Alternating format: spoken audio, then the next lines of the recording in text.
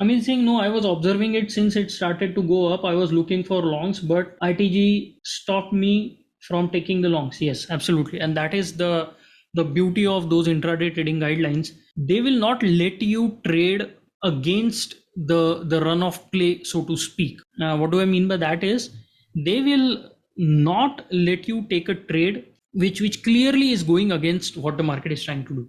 So if the market is trying to go lower, it will keep you out of longs. And that is enough. Please understand. If you even stop going against the markets to begin with, let's say you're trading for a couple of years and struggling and you want to become consistently profitable, what most of the traders are looking for is a system, a method, something that will give them a high success ratio. What they want is, if they are taking 10 trades, they want to make money on 9 of them, if not 10. Big traders, they are happy with a success ratio of 50%. People don't realize how it can work out, especially retail traders. They are always looking at higher success ratios. And when they select a method and it does not give them the promised success ratios, then they panic and they give up on those things. If you want to become a successful trader, there is a definite process to it, and it requires a lot of patience.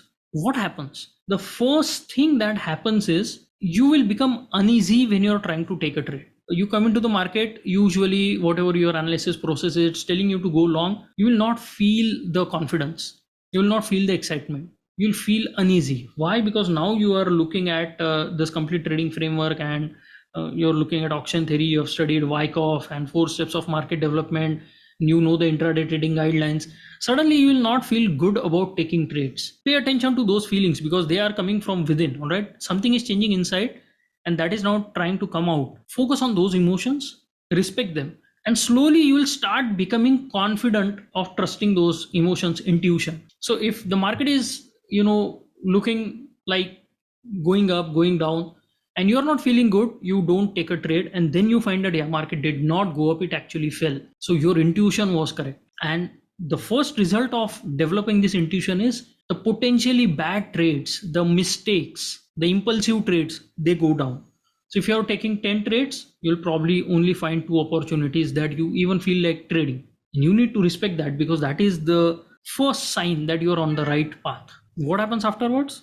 Then slowly you start improving, you start becoming more confident that no, I don't feel confident about this trade, I'm not taking it, and it does not work out. That further increases your confidence.